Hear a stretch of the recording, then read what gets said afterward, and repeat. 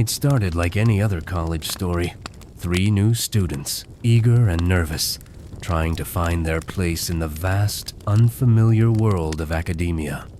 There was Cassie, book smart and cautious.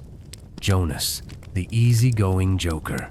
And Mira, quiet but observant, always watching more than speaking.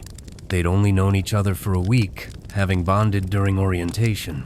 Their first real lecture had just ended, a long and boring slog through Intro to History in a building the locals referred to as Old Berryman Hall. The name meant nothing to them, just another lecture hall in the sprawl of the old New England campus, but Berryman had a reputation, a faint one, something about how the architecture made no sense, and how it was easier to get lost than find your way. So of course, Jonas suggested they explore it. And, of course, they agreed. They climbed stairs and ducked into an unused corridor. The carpet was older than any of them.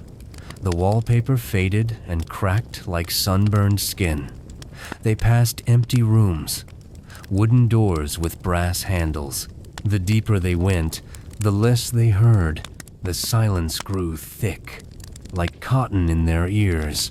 Then they found the room. Just a door. 302. They opened it. The classroom was ordinary rows of desks, chalkboard, projector. Dust motes spun in the air.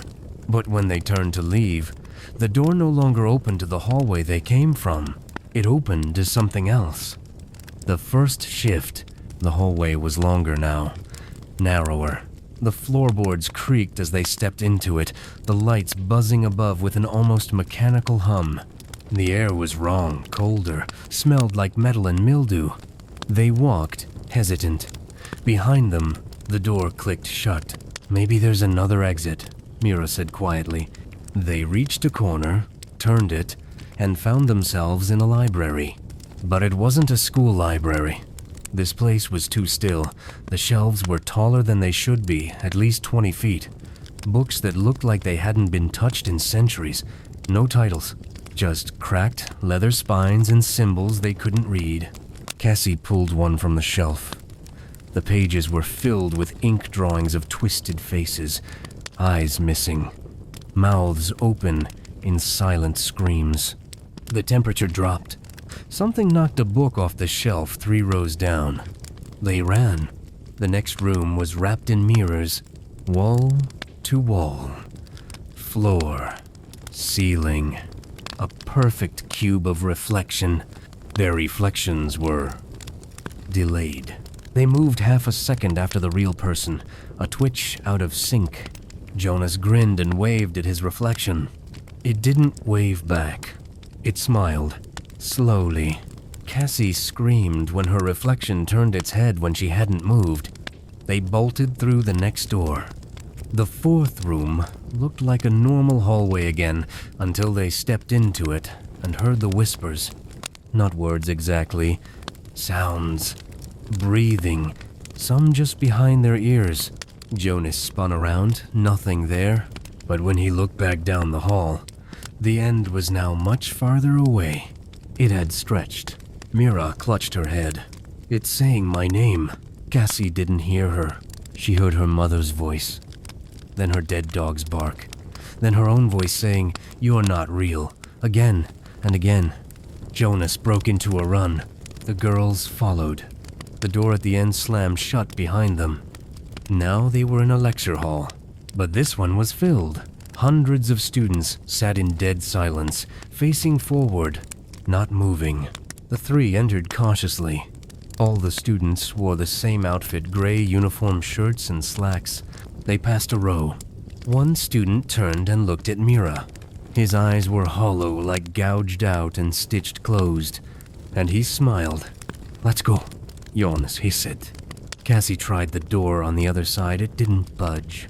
Then one of the students stood up. Then another, and another. They began turning in sync, all of them facing the newcomers. Dozens of stitched eyes, silent, staring. Cassie screamed and slammed into the next door, which gave way just in time. This room smelled of baby powder and bleach. A row of cribs, stretched across the floor. Rocking chairs swayed gently on their own. A broken mobile hung above one crib, its pieces twirling, though there was no wind. A lullaby played on loop, slightly off-key. Then came the crying, but the cribs were empty. Then came the laughter. From inside the walls, Jonas pulled open a closet. Inside was a mobile made of teeth and rusted pins. The crying stopped. Cassie muttered, "I want to wake up." Mira reached for the door. It was a stairwell now, but only going down. They descended for what felt like an hour. Steps creaked. The walls changed color slowly from beige to gray to black. Then the lights above started to fade, one by one. They ran. Each step was steeper. Finally, they saw a door. Cassie reached it first, flung it open, and it was the classroom again. Room 302. Desks, chalkboard. But this time, something was written on it. "You shouldn't be here." They didn't speak. Mira grabbed the door again and yanked it open. The floor was the ceiling.